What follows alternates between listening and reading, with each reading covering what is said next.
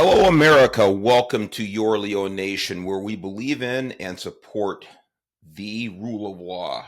I am the Chief, Mark Garrett, as I always say, the happily retired Chief.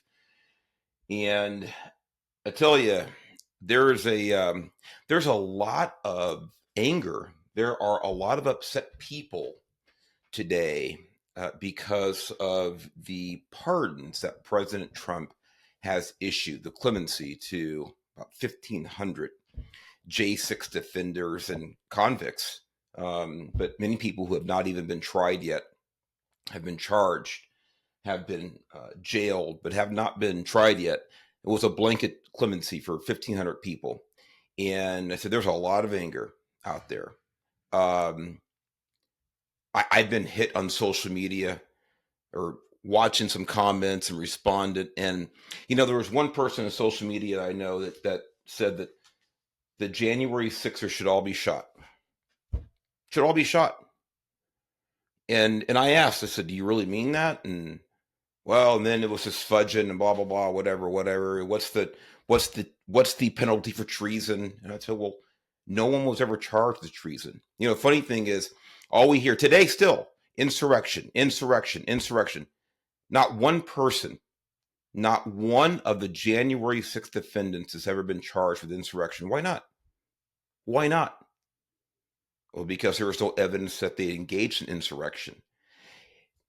Everyone who knows me knows that I believe that every person who illegally entered the Capitol that day and certainly committed vandalism or any assault on peace officers, they should have all been charged accordingly. They should have all been charged accordingly if they violated particular laws.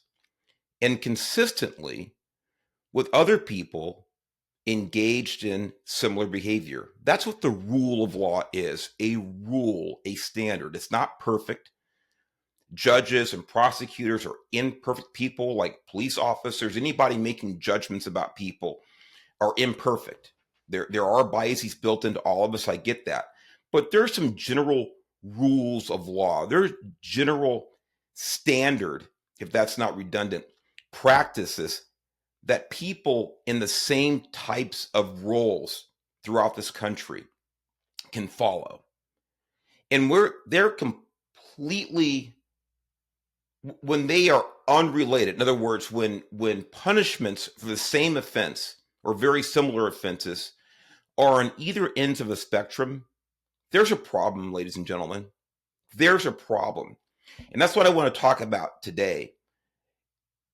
But first thing we have to realize is we all have to accept that the presidential pardon authority is real. It's there. The president has that. Matter of fact, let me talk just a little bit about the origins of the authority for the president to pardon. And again, this is so important because all of us are going to disagree with certain pardons. That's not unusual. That's the case from day one. When George Washington made the first pardons, there's always going to be disagreements about, well, why did that person get pardoned or have their sentence commuted, and this person didn't. That is just the reality when you have that type of authority given to one person, and he can decide who is a recipient of that benefit. That's just a reality. So let's all agree on that because the pardon authority is real, every president has that privilege and authority. We're all going to disagree, or we're often going to disagree on who gets pardoned, who receives these benefits of clemency or commutation or full pardons. So let's just talk about the origins just very briefly here. The origins of the pardon, by the way, this is from the White House Historical Association. The origins of the pardon power in the United States Constitution can be found in English history, known previously as the prerogative of mercy. And that's really important. It's that when the king, or we fast forward to the president, think that maybe somebody was either convicted unlawfully or the sentence was inappropriate for the offense, is that this is supposed to be some level of reprieve for that.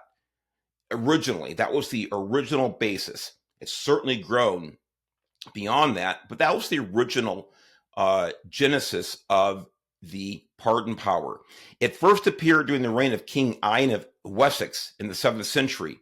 Although abuses of the pardon power increased over time, leading to limitations on it, the pardon power persisted through the American colonial period. Alexander Hamilton introduced the concept of a pardon power at the Constitutional Convention. There was debate about whether Congress should have a role in the pardon power, with the Senate approving presidential pardons. Delegates debated whether treason should be excluded from pardonable offenses. However, the final result was an expansive power for the president in Article 2, the strongest example of constitutional executive unilateralism. In other words, the strongest example of one branch of power, one branch of authority, one branch of government, the executive branch, having this level of power to really undo what prosecutors in courts, at least at the federal level, had done with a particular defendant. So it goes on, but I just wanted to lay that out as a little foundation before we get into really what I see as the recent extreme inconsistency and hypocrisy regarding the use of the pardon power. So with that said, I brought the receipts, as I often do, that I try my best to do. Got a couple of articles here. So I want you to sit back and listen and really try to absorb. I don't care what side of the political aisle you're on. You know, consistency and objectivity.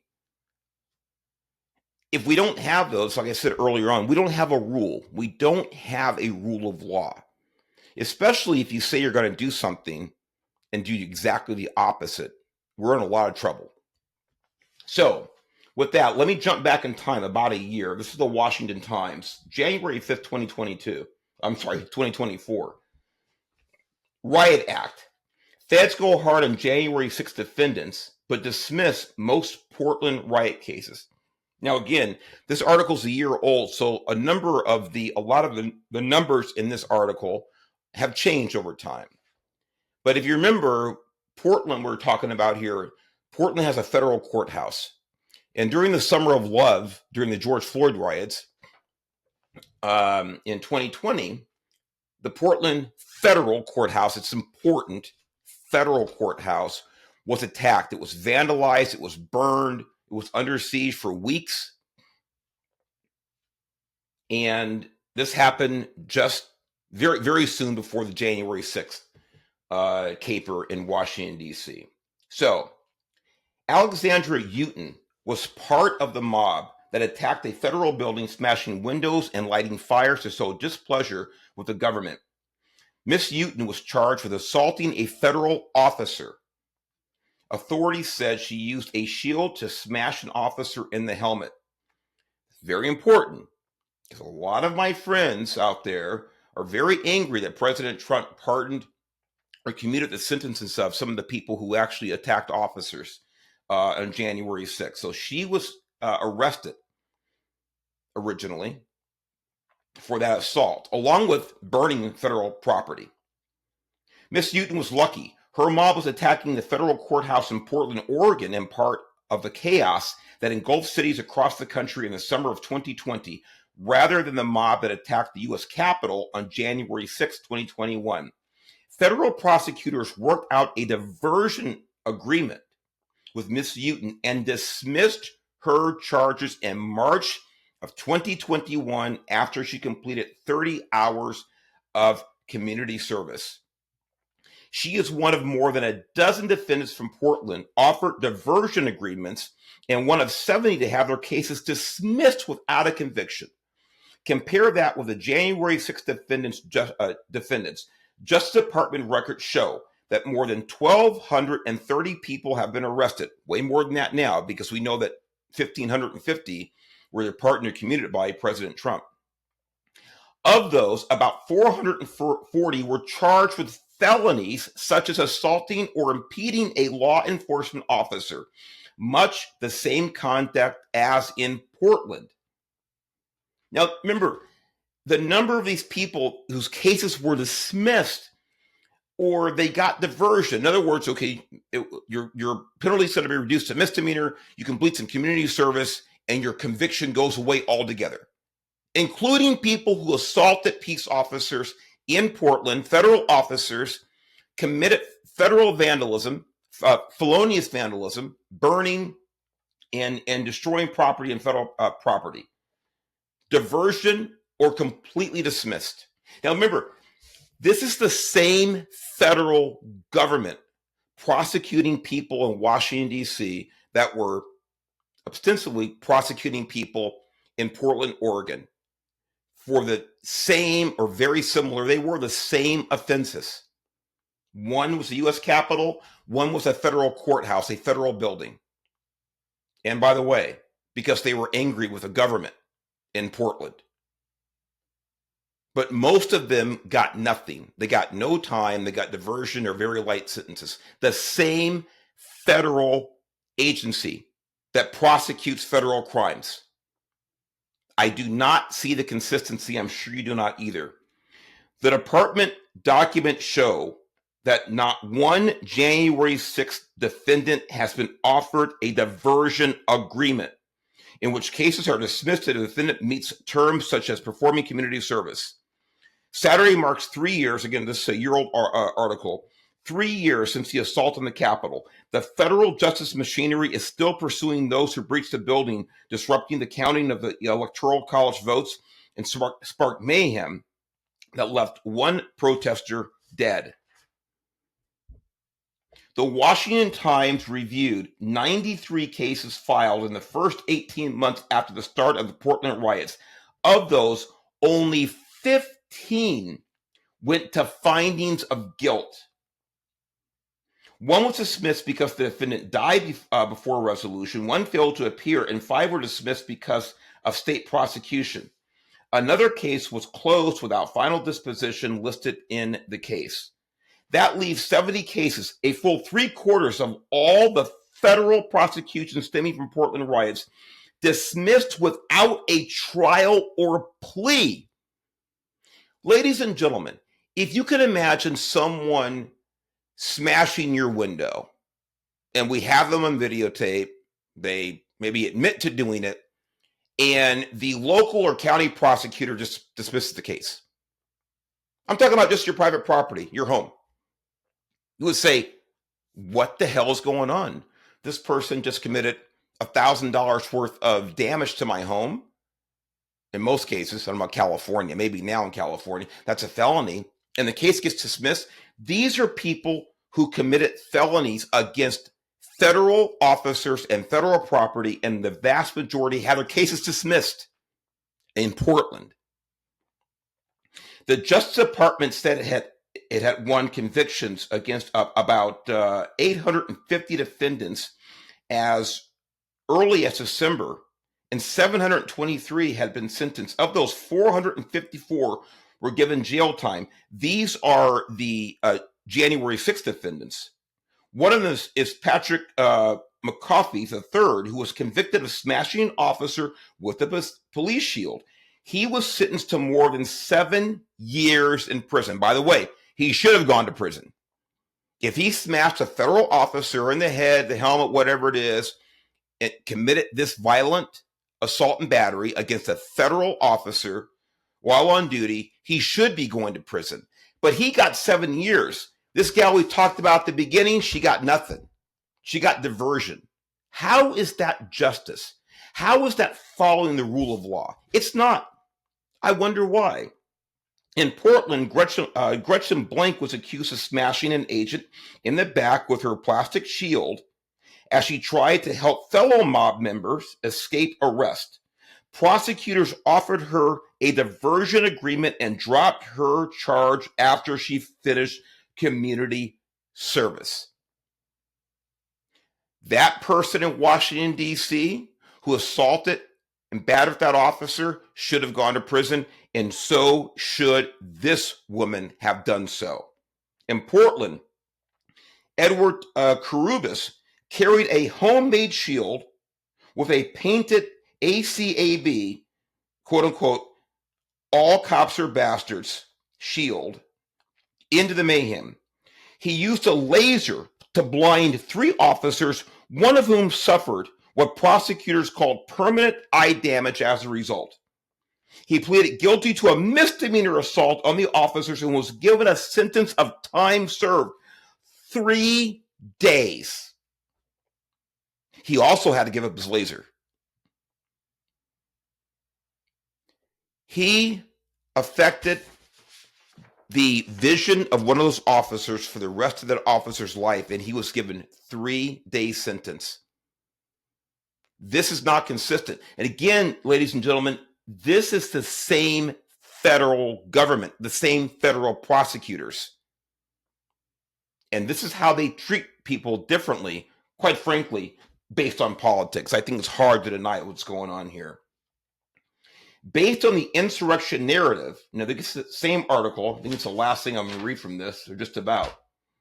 Based on the insurrection narrative, one would have thought that there would have been hundreds of prosecutions for the federal crime of insurrection set out in 18 U.S.C. Section 2383, but there has not been one, not even one. The prosecutors apparently did not believe they could prove the elements of the crime of insurrection, which carried a penalty of 10 years. And by the way, if they could get a penalty of 10 years, if they could charge a crime that will result in a 10-year sentence, why didn't they use it? Why didn't they charge insurrection? Because they couldn't prove it. Even these loathsome people in Washington, D.C., these prosecutors, this Department of Injustice, who hate everything Republican, and everything that these people stood for on January 6th, yes, they should have been prosecuted for any laws they violated. But hate whatever they stood for, even they could not dig up anything that would indicate this is insurrection. I tell people all the time, if this were an insurrection, January 6, 2021, if this were an attempt to overthrow the government, if this were an attempt to cause chaos through destroying one of the branches of our government, it is the most inept, underfunded, underarmed, undermanned insurrection in the history of mankind. There was not one firearm recovered from any of these J6 defendants. Nobody was charged with a firearms violation. So they are attempting to commit an insurrection without any firearms. It's the worst. It's the worst attempt at overthrowing a government I've ever seen. But this is exactly why there was no insurrection, ladies and gentlemen.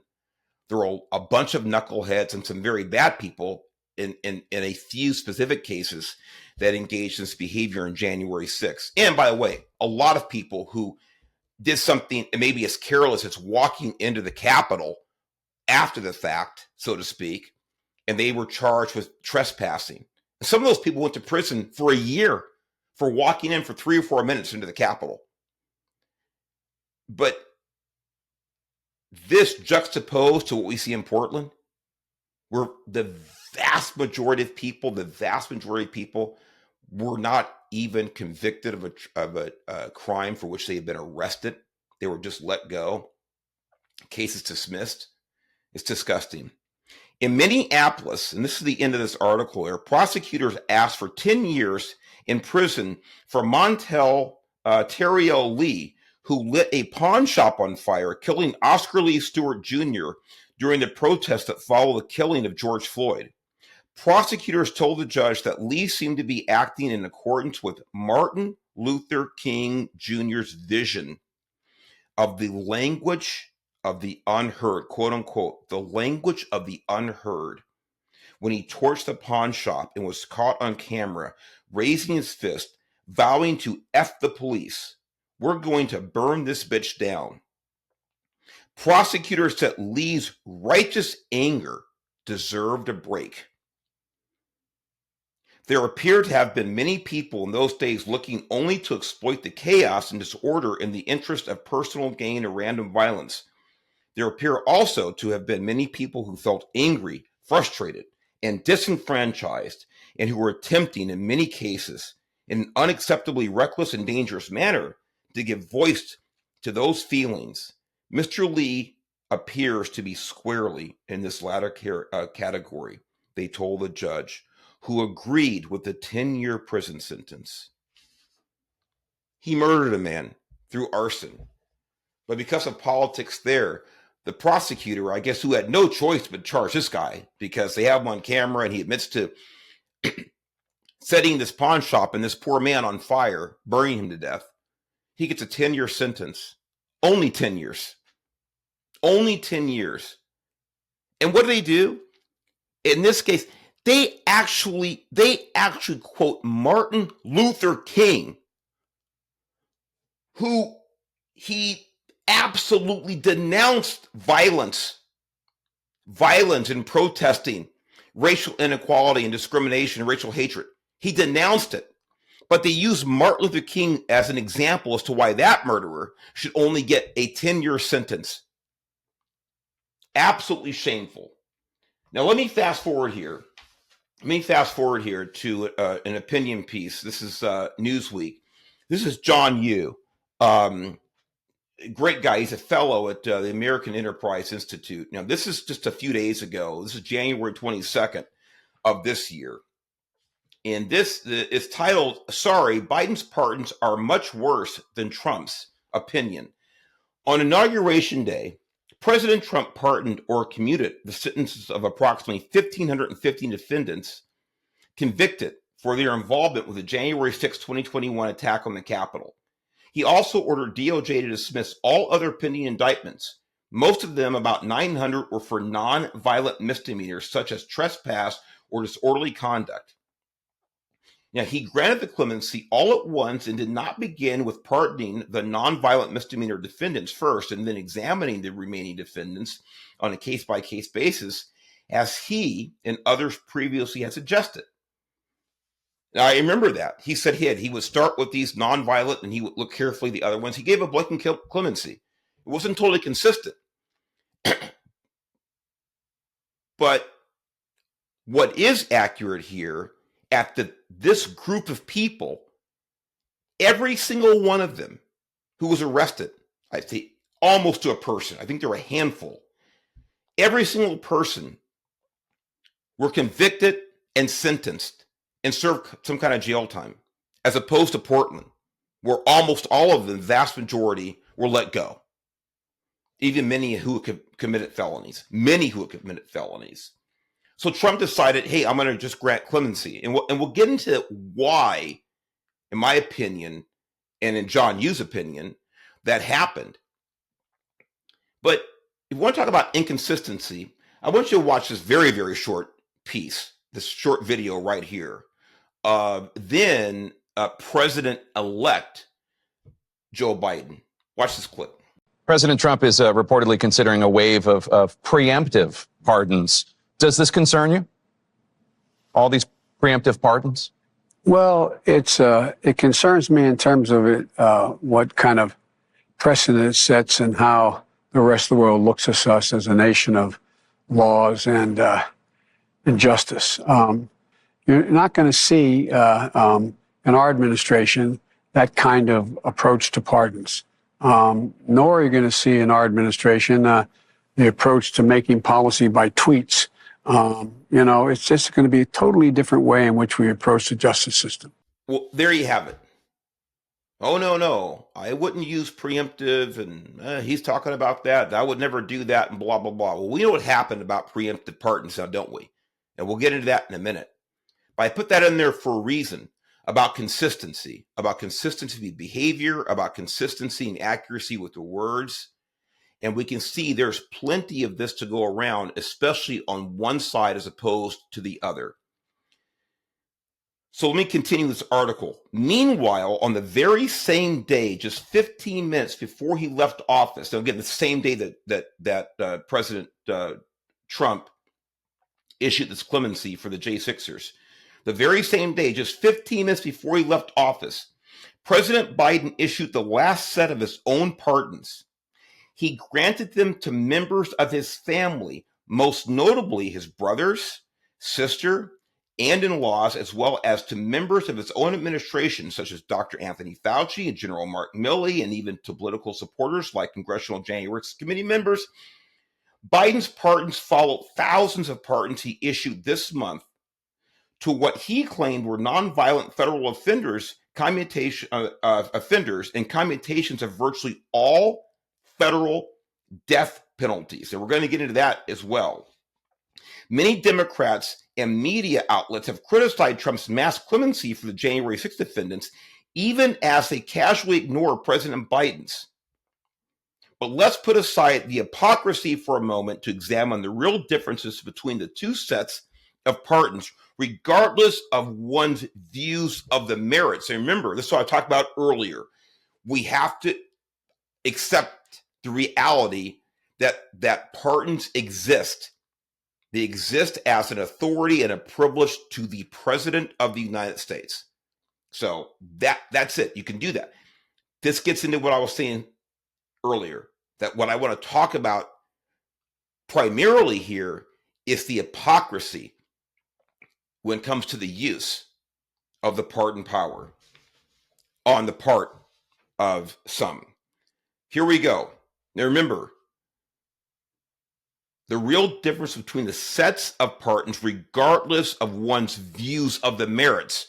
So whether or not you think the J6 or Portland, whatever it is, pardons, we're going to talk about the consistency here, the differences. First, Biden granted pardons and commutations to more than 8,000 individuals, which is more than any other modern president. Thousands of Biden's clemency grants were to serious criminals, including murderers, child killers, child abusers, and the biggest municipal embezzler in history, Rita Crundwell. Several of the grants benefited well-connected Democrats. In both 2022 and 2024, Biden abused his pardon power to achieve mass sentencing reductions that Congress refused to pass by law. President Obama did the same thing when he issued mass commutations of drug dealers, drug sentences. Second, it's obviously not principle, but politics that drove Biden's pardons. Biden's post-election mass death row commutations did not follow his self-proclaimed opposition to the death penalty. He left 3 men on death row whose commutations would have politically harmed Democrats. He did not commute the sentences of, I can't pronounce his name, the Boston Marathon bomber, Dylan Roof, murderer of 9 black churchgoers in Charleston, remember that monster? And Robert Bowers, murderer of 11 worshipers, a synagogue in Squirrel Hill, Pennsylvania. Remember that one? Biden's alleged opposition to the death penalty also did not prevent DOJ from filing capital murder charges against Luigi Mangione, who killed the healthcare executive, the health insurance executive in New York. Now remember, Biden's claimed to be anti-death penalty and blah, blah, blah, blah, blah. But he left 3 people who are on death row federally. Obviously, it only applies to federal prisoners, federal convicts, federal charges. He left 3 of those people on death row. Why? Because to commute their sentences would be politically damaging to his party. That's why. This is exactly why. The one guy who killed 11 worshipers in a synagogue, who killed 9 black churchgoers in Charleston, and of course, the Boston Marathon bomber. See, that was a bridge too far for Joe Biden and the Democrats. And I'm sure he was told, you cannot commute that murderer of those 11 Jews. You cannot commute the murderer of those 9 black worshipers. You can't do it.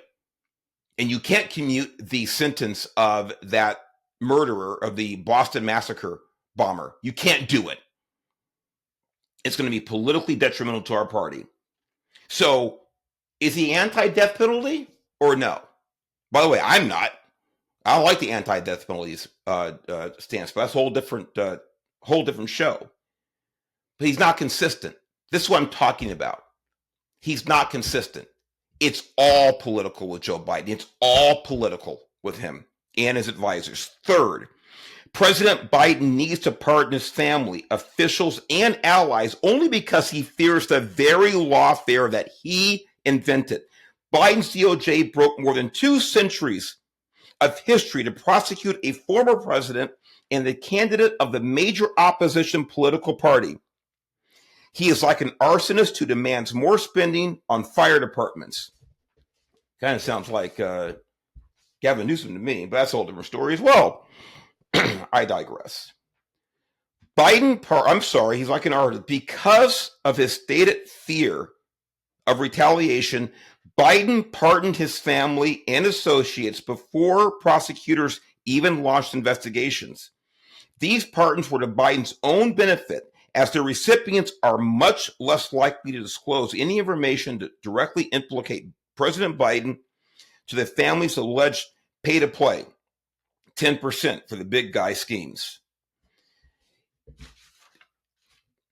I think it's somewhere in this article, or the final one here, it talks about this. I'm getting ahead of myself, but in other words, if there's nothing there, if you know that your brother, your sister-in-law, whatever it is, have committed no crimes, why would you preemptively pardon them? And remember going back to the video where Joe Biden said he would never engage in preemptive pardons and blah, blah, blah, blah, blah, blah. Is that a lie? Is that a lie, ladies and gentlemen? Or he just changed his mind? Yeah, he changed his mind all right when he realized that if people were to investigate his family properly, they're all going to be implicated legally, and it's going to come back to him. So he engaged in the behavior he said he would never engage in to save his ass and to save his family's ass and to save a circle of friends' asses. Crucially, President Trump, now this is a big difference. This is a big difference, ladies and gentlemen. Crucially, President Trump also went to the public for approval before he issued the pardons.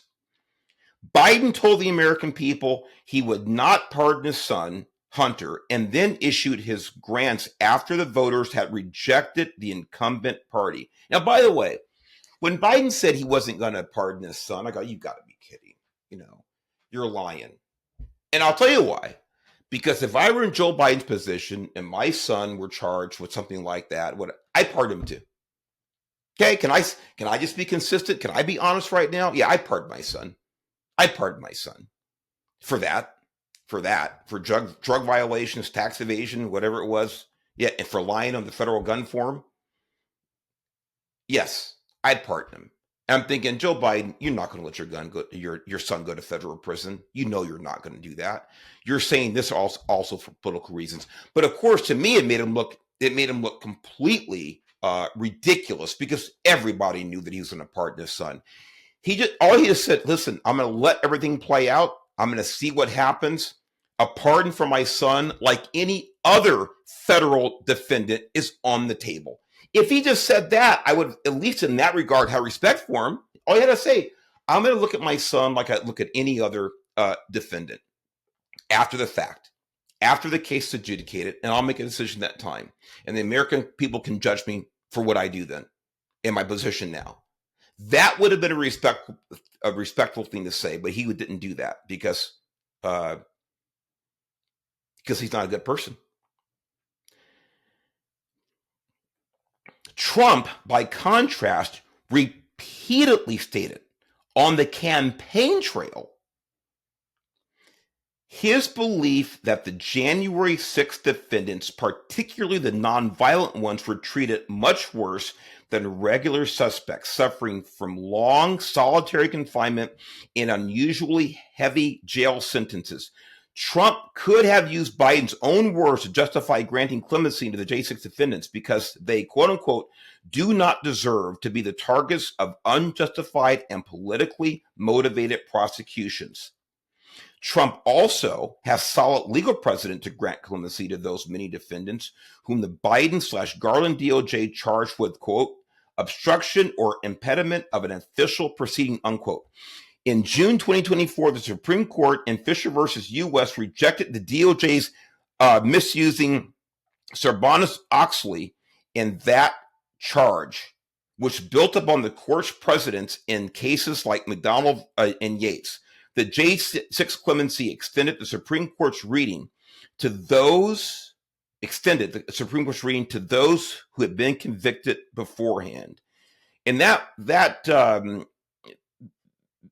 case was basically that I quoted was talking about tearing up documents during the course of a federal official proceeding. And this is the case that they tried to use, and that all got thrown out by the courts to convict these people. The point of all this is that Trump said on the campaign trail that he was certainly considering, and by the way, he didn't promise he's going to, he did do it, but he said, I'm considering this case. They were treated unfairly. It's a misuse of power. They were treated differently than your standard, person in the same circumstances would be. Just like I said, that's all Biden had to say in regards to Hunter Biden. Hey, you know what? I'm going to let it play out. I'm going to consider, the punishment, things like this. I'm going to treat him like I would anybody else. It's exactly what Trump said. But he said it during the campaign. He let the American voter know where he stood, what he thought of the prosecutions of the J6ers, and what he was considering to do. If you like it, vote for me. If you don't, vote for one of the other two candidates I'm about to beat in this 2024 presidential campaign. So, this is what I'm talking about: honesty and consistency, transparency. My God, you can hate Trump for a million things, but you can't hate him for saying, hey, here's what I might do if you elect me. He did just that. Let me just move on here to this final article. There's a couple of Word docs. There's a couple of, paragraphs here. You know what? I can't resist, ladies and gentlemen. I can't resist. Let me read this to you real quick before I get into the final piece here about inconsistency and, I think, unfair, in my opinion, application of pardon power. But this final article here, actually second to last here, I want to read to you just a part of it, a very small part of it. This is from Newsweek, and Batya Ungar-Sargon is the opinion writer here. This is from just over a year ago. And the title of this one is so important as it pertains to today's podcast about consistency. Rules, your own personal rules, your own personal character about my values are values. They don't waver based on who it is. They're not situational. They are rules. They're self-imposed rules. Let me read this to you. Biden's preemptive pardons once again prove that the Democrats' accusations are confessions. And again, it's an opinion piece, Newsweek. This is a very short. They say that Trump's appointees are hell-bent on revenge. It is Republicans who plan to weaponize the Department of Justice and the FBI against Trump's political enemies, as though the Democrats didn't deploy the DOJ in courts across the country to attempt to imprison Donald Trump in an obviously politically motivated witch hunt. As though the FBI were not instrumental in covering up the Hunter Biden laptop story to help Biden win in 2020. As though the intelligence community did not routinely collude with President Trump's political opponents to undermine him at every turn, both while he was in office and since. Set aside the fact Trump never persecuted his political enemies during his first term, including Hillary Clinton. And by the way, on a side note, to this day, ladies and gentlemen, to this day, Hillary Clinton says the only reason that she lost to Trump in 2016 was because of Russia collusion, an allegation that's completely disproven. But she still makes that claim today. That's a side note. I am asking this question honestly of any Democrat who supports this. Do the American people not have the right to hold powerful individuals accountable just because they happen to serve the interest of the Democrat Party? Do we not have the right to know if Fauci or Schiff lied to us on purpose, abused their power, committed crimes? Do you not want to know? The list of those reported, and again, this is about a month and a half ago now, so this is a little behind the times here, but we know what happened since then. The list of those reportedly being considered for a blanket preemptive pardon includes Representative Adam Schiff. By the way, another guy who said, hey, he had all the goods on Trump. Remember 8 years ago? I've got all the goods on Trump. I'm going to bring him for the Russia collusion and blah, blah, blah, blah. Never brought a damn thing forward. Never. Nothing. But anyway, the list includes Adam Schiff, Liz Cheney, January 6th committee, Dr. Fauci, who was, of course, instrumental in implementing the most unpopular COVID-19 policies, who repeatedly contradicted himself in testimony before Congress. That's important, ladies and gentlemen. He did contradict himself over and over and over in front of Congress. The very idea of a preemptive pardon is shocking. The exact kind of norm breaking that the Democrats love to accuse Trump of. Think about what a preemptive pardon means. It is a tacit admission that the Democrats believe that Fauci or Schiff committed crimes, that there would be something to find if one went looking, but also that the Democrats will not and would never go looking there. In other words, if Biden issues these blanket pardons, he will be ratifying the idea that was so aptly laid out by Peru's General Oscar Benavides, quote unquote, for my friends, everything. For my enemies, the law. It's a complete assault on the rule of law, an admission that the Democrats believe that justice not only is political, but should be politicized. It sets an extremely dangerous precedent from the side constantly yammering on about the dangers posed by Trump to our democracy. I guess we've arrived at the doing away with the rule of law stage of defending democracy. Every accusation from the Democrats is a confession. And that's just part of that piece that I pulled out there. Absolutely, I think, wonderfully written. I guess we've arrived at the, quote unquote, doing away with the rule of law stage of defending democracy. Wonderfully written, and I could not agree more. Final thing I want to talk about, it's final article. Sit back, relax if you're driving. You know, on social media, some of my friends, and by the way, they are my friends. Some of these people I've known for 20, 30, 40 plus years. And we are on the opposite ends of the political spectrum, but we remain friends. But, you know, there was one post, paraphrasing, to all my law enforcement friends, what do you think about these blanket pardons, the J6ers and things like this? And I replied back, say, listen, the J6ers should have been held accountable like anybody else would have been. Basically, probably 80% of them should have been charged with misdemeanors and then given time served or community service. I would have been fine with that, wouldn't you? Because that's all they did was trespass or impede. That's it. Just like Portland. just like Portland. But these people, they've all served their time, almost all of them. They've served their time way longer than anybody in Portland did. And so Trump comes along and says, you know what? It's all been adjudicated. These people have been in prison. Some are still in prison, and some served a year, things like that. So he pardoned them. That was his prerogative. So I answered that.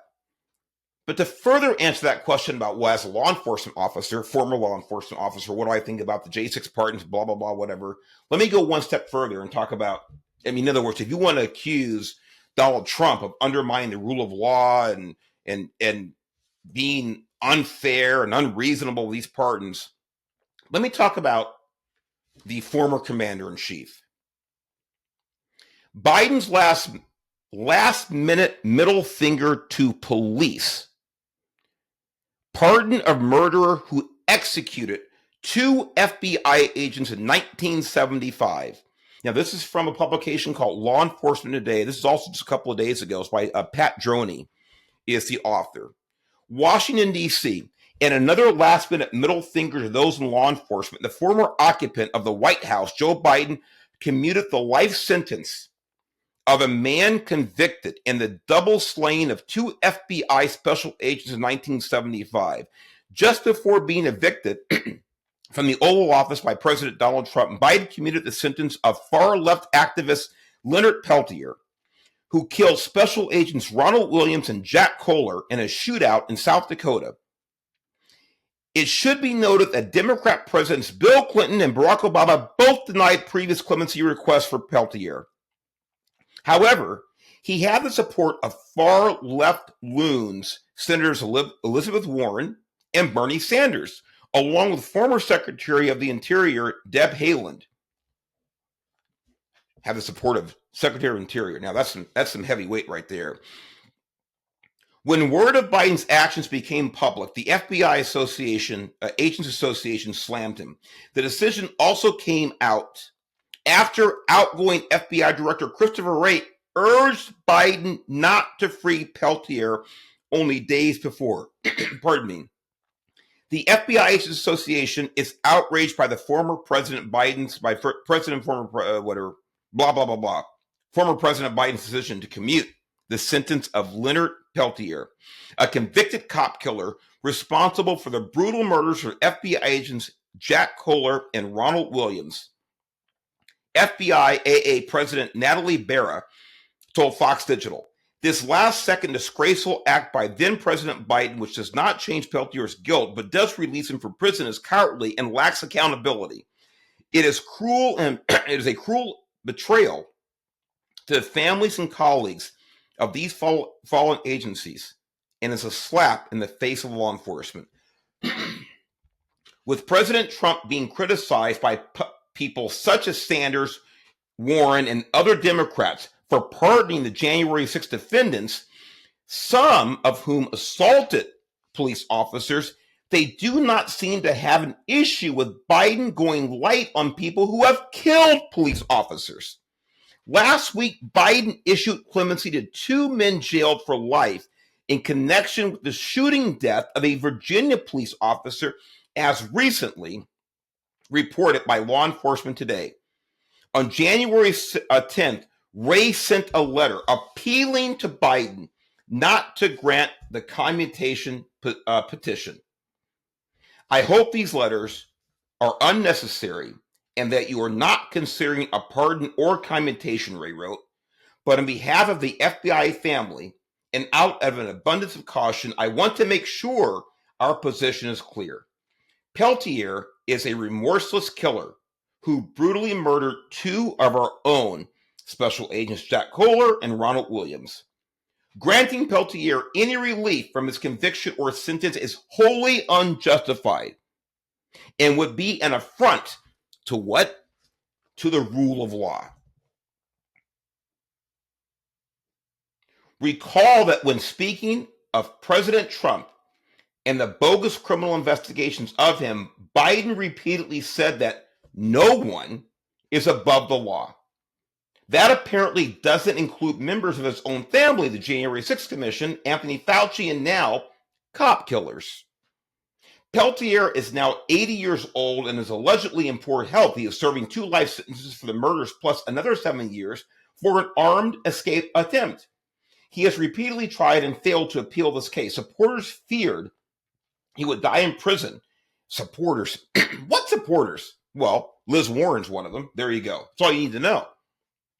Supporters feared he would die in prison and looked to be feeble, cognitively impaired Biden to set him free. Mission accomplished. For nearly 50 years, no fewer than 22 federal agents, multiple parole boards, and 6 presidential administrations have evaluated the evidence and considered Peltier's arguments. Ray wrote, each has reached the same conclusion. Peltier's claims are meritless, and his convictions and sentence must stand. Now get this, ladies and gentlemen. In a record number of last-minute pardons and commutation, Biden has let 37 of 40 federal death row inmates off the hook, changing their sentences to life without parole. Meanwhile, his equally feckless, now former Attorney General Merrick Garland took the death penalty off the table for a brutal MS-13 leader responsible for 7 murders. Among his victims were 2 teenage girls who were massacred with machetes and baseball bats. Haaland, now remember, Haaland was the former Secretary of the Interior, very, very powerful person, who apparently did something during Biden's administration, praised the decision. In other words, they're saying that she influenced Biden to get this done. I am beyond words about the commutation of Leonard Peltier, she wrote on X. His release from prison signifies a measure of justice that has long evaded so many Native Americans. I want to just get up and run outside and scream. His release from prison signifies a measure of justice that has long evaded so many Native Americans for so many decades. By the way, this explains why Liz Warren, Pocahontas, was behind this as well, one of her own. Maybe it's her brother, apparently, based on Liz Warren. So she's glad he's released because he's a Native American. Do you smell a little bit of racism there? If he were white and had murdered these 2 FBI agents in cold blood, execution style, I guess she would not have wanted his sentence commuted. Justice, like what Williams and Collar got after they were brutally murdered on June 26, 1975. The 2 agents were looking for a group of armed robbery suspects in the Oglala Sioux Indian Reservation in Pine Ridge, South Dakota. While he wasn't one of the suspects, Peltier was inside a vehicle that caught the attention of the agents. Unfortunately, they were not cognizant of the fact that Peltier was the subject of an arrest warrant for the attempted murder of an off-duty Wisconsin police officer. This is a good guy. Thank you, Joe Biden. Court documents show that Williams warned Kohler over the radio that someone in the vehicle was about to open fire on them. A gunfight ensued. Both agents were wounded. The FBI said that Peltier then executed Williams and Kohler at point-blank range with his AR-15, pumping bullets into their heads. By the way, this guy was carrying one of those horrible assault weapons, a rifle, AR-15. You would think that Liz Warren and this Haaland gal and the rest of these left-wing lunatics would want him to stay in prison, if for nothing else, because he was carrying an assault weapon. Wouldn't that be enough? But I guess it's not. You know why? Because they're not consistent. They're not consistent. Kohler, a native of Bakersfield, California, was an LAPD officer before joining the FBI in 1971. Williams, also from California, joined the agency in 1972. The release of Peltier struck deep for Nicole Parker, a former FBI agent who lost 2 colleagues of her own in the line of duty violence in 2021. The pardon of Leonard Peltier is not an act of justice, but an abandonment of it, Parker said. She goes on to detail the loss of her colleagues. While 4 men were arrested in connection with Williams and Kohler's death, only Peltier was convicted. The FBI said the government dismissed charges against James Eagle, the man who Kohler and Williams were looking for at the time start of the shootout. Two other men, Robert Robidoux and Darrell Butler, were acquitted in a 1976 trial. So, that's the end of that article. But this comes down to, again, the consistency. And to those of you out there, like my friends on social media who ask me about what do you think as a law enforcement officer about these pardons and commutations to the J6ers? I told you my position on it. I'm telling you my position here about Joe Biden and all those around him in his universe that support the commutation of a man who cold-bloodedly murdered two, not just any police officer, and any police officer is a travesty, the murder of any police officer. But in regard to this conversation, we're talking about a federal level. Two federal officers, two FBI agents were murdered in cold blood. And Joe Biden commutes that murderer's sentence. So why can't Trump commute those who have assaulted peace officers? You tell me, where's the consistency? There is none, ladies and gentlemen. You bring me the arguments, and I will take every one on. I would love for anybody who disagrees with what I've shared with you today, reach out to me. I'd love to hear you. By the way, if you sound intelligent enough on the comments, I might even have you on the show. I'd love to have you on. I'll bring the receipts. I'll bring my positions, my philosophies, my standards that are consistent. They're not wavering. I don't play politics. Unfortunately, Joe Biden and the left play it, and play it very well. I'm the chief for Your Leo Nation. Please reach out to me. I'd love to hear your comments. Please share, subscribe, follow. Help us get the word out. God bless you. God bless America. We will see you next time on Your Leo Nation.